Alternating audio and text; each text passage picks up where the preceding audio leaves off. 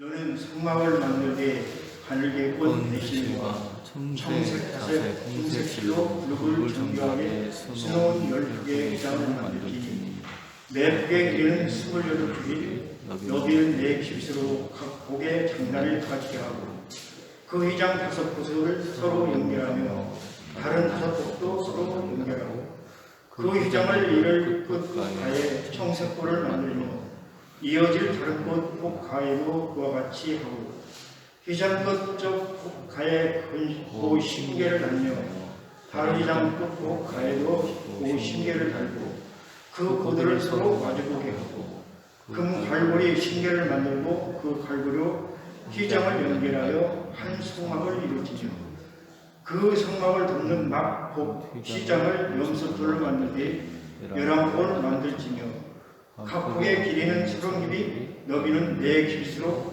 11폭의 길이를 갖게 하고 그 휘장 5폭을 서로 연결하며 또 6폭을 서로 연결하고 그 6채 폭 절반은 성막 정면에 접어두리우고 휘장을 이을 끝복가에 곧 신계를 달며 다른 이을 끝복가에도 곧 신계를 달고 놋 갈고리의 신계를 만들고 그 갈고리로 그 고를 꿰어 연결하여 한 막이 되게 하고 그 막 곧 휘장의 나머지 한 폭은 성막 위에 늘어뜨리고 막 곧 휘장의 길이에 남은 것은 이쪽에 한 규빗 저쪽에 한 규빗씩 성막 좌우 양쪽 덮어 늘어뜨리고 붉은 물들인 순양의 가죽으로 막의 덮개를 만들고 해달의 가죽으로 그 이때 덮개를 만들지니라.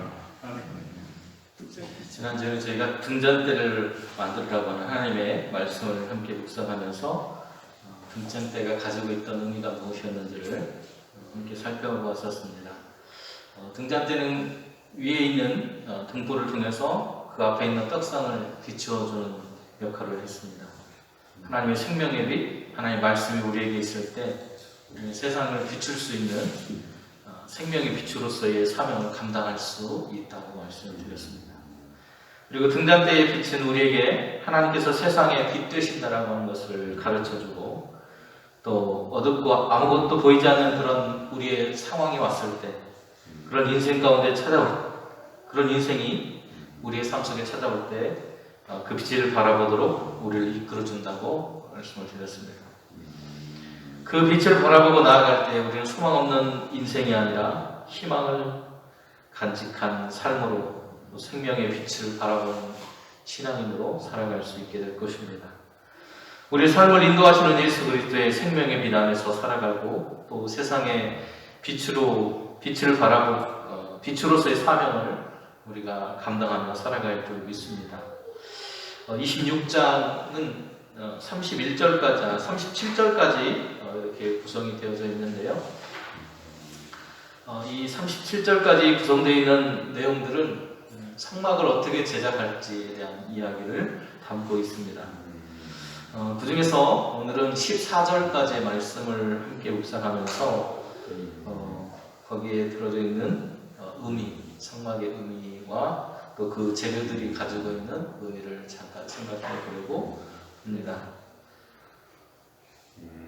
함께 나눌 말씀 같이 묵상해 보겠습니다. 같이 읽어보겠습니다.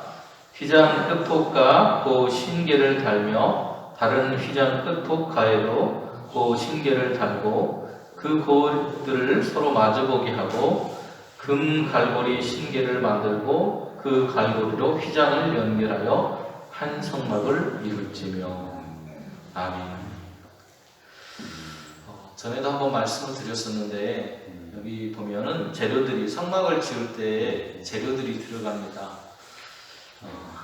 25장에 보면 언약궤를 만들라고 하셨고 또 진설상 떡을 넣는 상을 만들라고 하셨고 등잔대를 제작하라고 하는 세 가지를 만들라고 하는 말씀을 하셨습니다.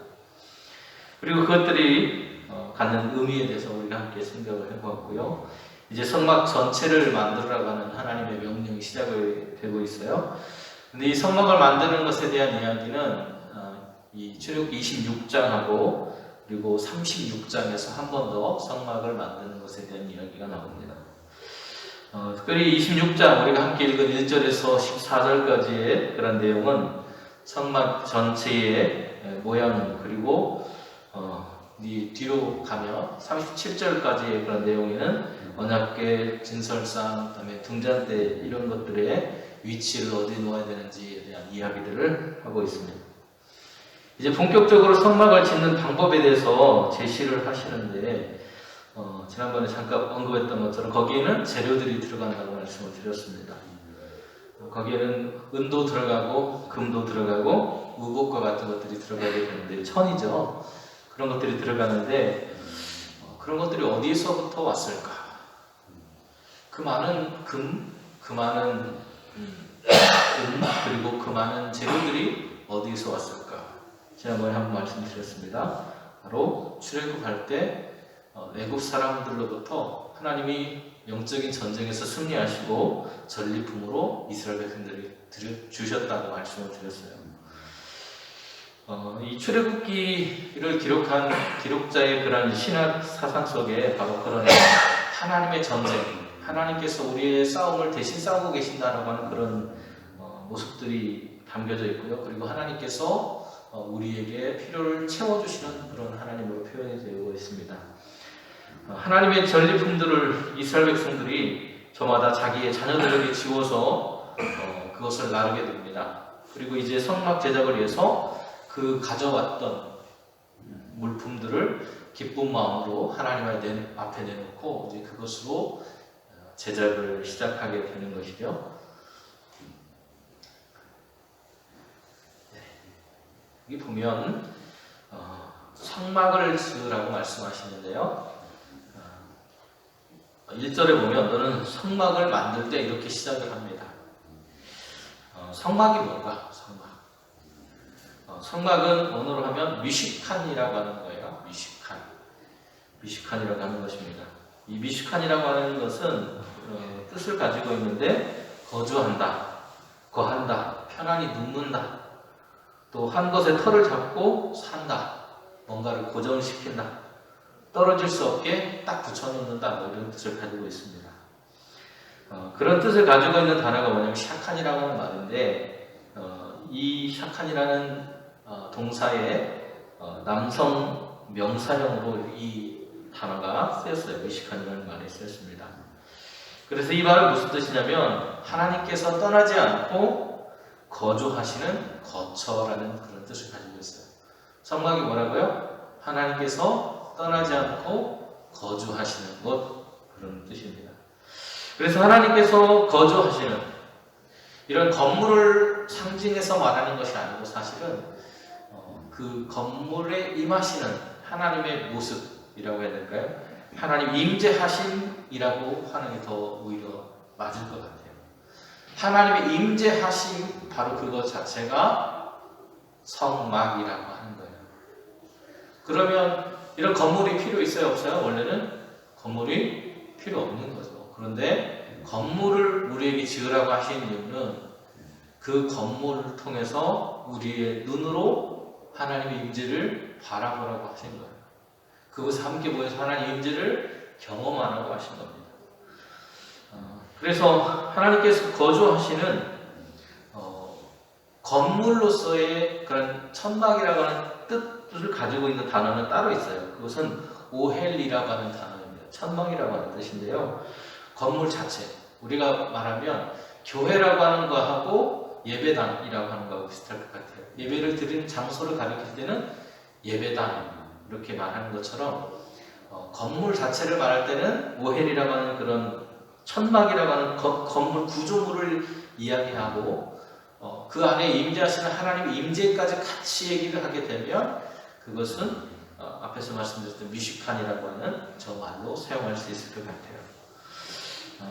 다시 말해 오늘날의 교회를 상징하는 이런 건물이 생겨나기 전에 하나님께서 임재하시는 그 모습, 그 장소를 표현하기 위해서 이렇게 사용했던 것이 바로 성막이라고 하는 것을 알 수 있습니다. 교회는 엄밀히 말하면 건물이 아니라 하나님의 임재를 가리켜서 교회라고 말하는 거예요. 하나님의 임재가 있는 곳이면, 그래서 성경이 뭐라고 합니까? 너희 둘, 셋이 모이는 곳에 나도 함께 있겠다 그러시잖아요. 바로 그게 교회라는 거예요. 그거를 말하고 있습니다. 하나님의 영이 함께 하시는 곳, 바로 그것이 교회입니다.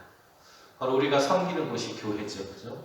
그래서 우리는 건물을 섬기는 게 아니고 하나님을 섬기고 있다라고 하는 것을 기억하며 살아가야 할 것입니다. 그런데 이 성막을 덮는 덮개를 만드는데 그것을 휘장, 천이라고 말하는데요. 그 천을 어떻게 만들라고 했냐면 그 천에다 술을 넣는데 정교하게 술을 넣어서 만들라고 말하고 있어요.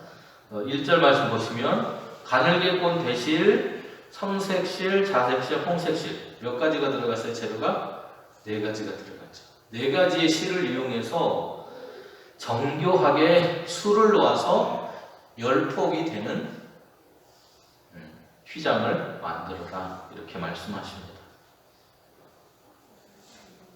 이게 이 전체를 가리켜서 성막이라고 합니다. 그런데 지금 말하고 있는 성막이라고 하는 것은 여기를 가리켜요. 성소와 지성소를 가리키고 있습니다. 지금 미시칸이라고 할 때는 여기를 가리키는 거예요. 이 지성소 안에 뭐가 있어요? 법궤가 있죠. 법궤에도 하나님이 임재하는 곳이라고 지난번에 말씀을 드렸는데요. 그거와 같은 의미를 가지고 있습니다. 하나님의 임재를 상징하는 그런 색깔들, 홍색, 가늘게꼰, 배실, 청색, 자색, 홍색 이런 것들이 다 하나님의 임재를 상징하는 그런 색깔들이에요. 자, 그것을 통해서 뭘 수를 놓았느냐면 천사를 정교하게 새겨서 휘장을 만들었습니다. 오늘 본문에는 그룹이라고 표현됐고요. 잘 보이시나요? 하얗게 된 부분. 여기 하얗게 된 것 있죠? 여기 보시면 하얗게 된 여기가 이 모양이 법궤 위에 있는 이 그룹 천사하고 똑같은 모양이에요. 이게 가장 안쪽에 들어가는 덮개입니다. 이것을 정교하게, 이 모양을 정교하게 라고 표현을 해놨어요. 이 정교하게라고 하는 그런 표현은 원어로 이렇게 보면 아이디어가 기발하게 이렇게 번역할 수 있어요. 다시 말하면 예술 작품처럼 만들으라는 거예요. 신경 써서 온 정성을 다해서 이런 뜻입니다. 정교하게라고 하는 그 말을. 하나님께서 덮는 그러니까 성막을 덮는 가장 첫 번째 덮개, 4개의 덮개가 쓰여요. 4개의 덮개 중에 가장 첫 번째 들어가는 덮개를 만드는데 그 그림을 수놓는데 정말 정성을 다해서 수를 놓으라고 합니다. 여기 천사 모양을 볼 때마다 이 안쪽에 있기 때문에 보이겠죠. 안쪽에 들어가면요. 그죠? 그래서 하나님의 말씀인 언약궤 속에 이 법궤 위에 덮여 있는 거하고 똑같은 모양이에요. 그래서 하나님의 말씀이 이 안에 들어있다. 말씀을 실제로 우리가 그것을 바라보면서 우리는 하나님의 말씀을 함께 하고 있고 그 말씀을 실천하면서 살아야 된다라고 하는 것을 보여주고 있는 겁니다. 이 휘장의 가로 세로 비율을 말하면 7:1 정도 되는 그런 비율을 가지고 있어요. 의도적으로 이렇게 만들었다고 학자들은 얘기합니다. 그래서 7이라고 하는 그런 숫자를 이야기하면서 거룩한 숫자, 3은 하나님의 숫자고요. 4는 하나가 더해져서 사람의 숫자예요. 그래서 하나님과 사람이 연합하는 숫자라고 해서 7을 거룩한 숫자, 우리가 행운의 숫자라고 그러잖아요. 그래서 행운의 숫자인 거예요. 하나님과 연합하는 숫자라고 해서. 그래서 그 휘장을 둘러치는 영역을 이 7:1로 만든 그 모습을 통해서 거룩하게 구별하기 위해서 그렇게 했다라고 말하고 있습니다. 하나님과 하나님의 말씀이 있는 곳, 그래서 그곳은 거룩하게 구별되어진 곳으로서 하나님과 우리가 교제하는 곳, 하나님과 만나는 곳이기 때문에 그곳을 거룩하게 구별하고 세상과 단절시켜 놓기 위해서 그런 모양을 하고 있다는 것입니다. 그런데 가장 아름답게 만들어졌어요. 덮개 4개 중에서 가장 예쁘게 만들어졌는데, 정교하게 예쁘게 만들어졌는데, 그런데 여러분 같으면 예쁘게 만든 거를 맨 위에다 덮으시겠어요? 아니면 차 속에 숨겨 놓으시겠어요? 우리를 자랑하고 싶잖아요. 자랑하고 싶으면 어디다 놓죠? 사람들이 잘 보이는 곳에 놓잖아요. 그죠? 그런데 성막은 이상해요. 자랑하고 싶은 그 가장 예쁜 것을 가장 안쪽에다가 넣으라고 하십니다. 좀 이해가 안 되시죠? 그죠? 가장 아름답게 만들어진 휘장이 가장 덮개 4개 중에서 가장 안쪽에 들어가게 만들어 놨어요. 그럼 이거는 누구를 보게 하기 위한 거예요? 사람을 보게 하기 위한 것이 아니라고 하는 것을 알 수 있습니다. 사람에게 보이기 위한 것이 아니라 하나님께 드리기 위한 것이었음을 알 수 있어요. 다시 말하면 우리가 하고 있는 신앙의 행위들, 하나님께 헌신하는 것, 예배 드리는 것, 이 모든 것들이 사람에게 보이기 위한 것이 아니라 하나님께 보여드리기 위한 아름다운 행위가 되어야 된다는 것을 이야기해 주고 있습니다. 그 다음에 두 번째 주제는 뭐냐면 휘장을 만드는데 이 천을 연결하는데 서로 연결되도록 두 개, 5폭씩 2개를 만들도록 되어 있습니다. 그래서 그것을 연결하라고 말씀하세요. 그런데 여기 연결하라는 말은 여기 앞에 나와 있는 글자처럼 하바르라고 하는 말이 쓰였습니다. 이 하바르라는 말은 연결한다는 그런 뜻이에요. 함께 묶는다, 뭐 동맹을 맺는다 이런 거 할 때 이렇게 쓰고요. 이 단어가 또 어디에 쓰였냐면 부부가 된다라고 하는 말을 할 때도 하바르라고 하는 말이 쓰였습니다. 휘장은 10폭을 준비해야 돼요. 그런데 5폭씩 서로 연결하고 그것을 연결할 때는 고리를 만들고 그 고리를 갈고리로 연결해서 사용하라고 말씀하십니다. 연결해요. 이 2개가 양쪽이 서로 뭐가 되고 있어요? 연결되어지고 있죠. 그죠? 천의 끝에는 파란색 고리를 달고 금으로 만든 50개의 그런 고리를 달도록 되어져 있었습니다. 교회라고 하는 것이 바로 이런 모습인 것 같아요.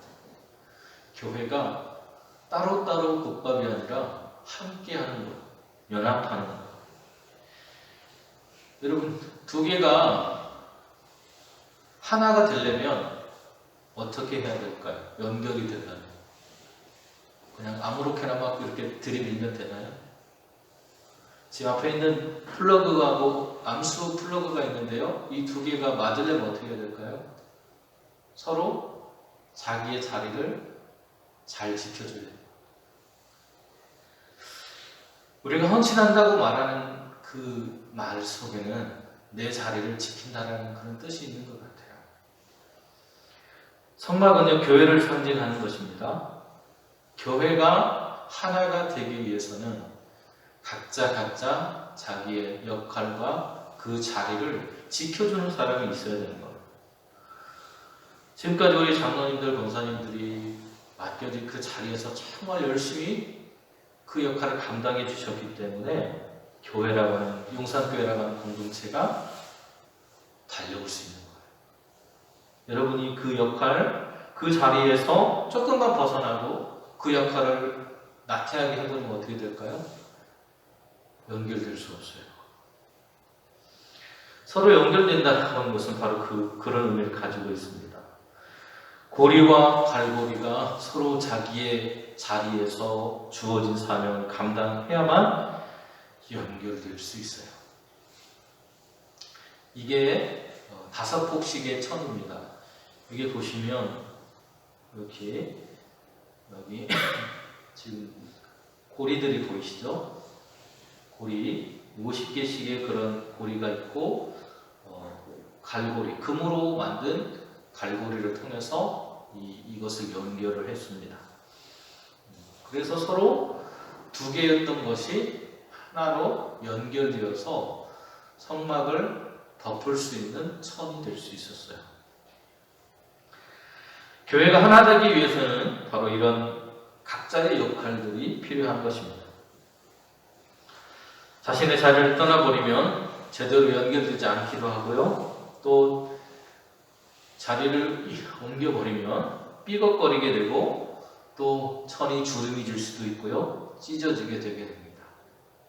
이제는 교회는 연결되기 위해서 자기의 역할, 자기의 사명을 감당하시는 사람들이 있어야 된다는 것을 기억할 수 있기를 소원합니다. 그리고 동물의 가죽으로 덮는 3개의 덮개가 있었습니다. 성막을 덮는 데는요, 아까 제일 먼저 뭘로 덮었죠? 천으로 만든 거, 4가지의 실로 만든 천으로 만든 예쁜 것이 가장 먼저 들어갔어요. 그리고 그 위에다가 동물들의 털로, 첫 번째, 그 다음 2번째의 것은 염소털로 짠 거였습니다. 덮개가 제일 보이는데요. 천으로 만든 제일 예쁜 거, 그 다음에 2번째, 여기는 염소털, 하얀색으로 된 건 염소털이에요. 그리고 그 다음에 빨간색으로 되어 있죠. 3번째 덮개라고 되어 있는 거, 빨간색으로 된 거는 순양, 붉게 물든 게, 순양의 털을 붉게 물들인 거예요. 염색을 해서 덮었습니다. 그리고 마지막 4번째는 해달의 가죽, 돌고래 가죽이라고도 하기도 해요. 학자들에 따라서는. 어쨌든 그런 바다에 나는 그 동물들의 가죽을 벗겨서 이것을 덮게 됩니다. 여러분, 동물의 가죽으로 이렇게 덮으려면 동물이 어떻게 돼요? 죽어야 되죠. 피를 흘리고 죽어야 됩니다. 그리고 이 덮개는요, 성소로 안으로 들어가는 다른 어떤 빛도 들어가지 못하도록 다 차단을 했어요. 그래서 성소 안에는 뭐가 있다고 그랬죠? 등대가 지난주에 있다고 그랬죠. 하나님의 빛, 예수님의 성령의 빛만이 우리의 삶을 비추는 것이지 다른 세상의 어떤 다른 것으로 우리의 삶을 비출 수 없다라고 하는 것을 보여줍니다. 모든 것은 성막을 덮게 되면요, 그냥 예쁜 걸로 덮어놓으면 되잖아요. 그죠? 근데 2번, 3번, 4번이나 덮어가지고 나중에 그걸로 덮어놓으면 그냥 별로 볼품이 없는 거예요. 우리 같으면 예쁜 것을 위에다 덮어서 사람들이 예쁘게 우리 집 예뻐요, 우리 하나님의 성전 예뻐요 이렇게 자랑하고 싶을 텐데 그러지 않았다는 거예요. 오히려 짐승의 피를 흘린 그 털과 가죽, 대속을 상징하는 그것을 통해서 우리의 교회는 세워졌다는 거예요. 그 은혜로 하나님의 교회는 덮여져서 지금까지 만들어졌다는 겁니다. 그것이 바로 교회를 상징하는 성막의 모습이에요. 교회는 화려함으로 장식되는 것이 아니라 하나님께서 함께 하시고 은혜 받은 사람들이 하나님을 예배하기 위해서, 하나님을 바라보기 위해서 하나가 되어서 일하는 그곳이 교회입니다. 그곳에 하나님이 임재하시고 우리와 함께 하시는 것. 교회의 진정한 의미는 연결되는 겁니다. 하나 되는 거예요. 우리가 자랑할 것은 어떤 화려함이 아니라 하나님의 말씀을 듣고 그 말씀대로 실천하면서 나아가는 하나된 공동체로서의 교회를 자랑해야 합니다. 나는 가려지고 하나님의 은혜 받은 사람들이 그리스도의 은혜 받은 것을 기억하고 감사하는 것, 또 그 은혜 받은 것을 자랑하는 것, 그곳이 교회입니다. 주 안에서 하나 되고 연결된 것이 진정한 교회라고 하는 것을 우리는 기억하면서 그 마음을 가지고 하나님께 헌신하는 저와 여러분 모두가 되실 수 있기를 축원합니다. 지루신 하나님, 오늘도 함께 해주시고 인도해 주셔서 너무나도 감사합니다. 하나님 말씀 따라서 살아가는 저희들이 될 수 있도록 도와주시고 하나님과 동행하는 삶 속에서 헌신하는 모습으로 우리의 모습은 가려지고 하나님의 은혜만 드러내는 교회가 되게 하여 주시옵소서. 예수님의 이름으로 기도드립니다. 아멘.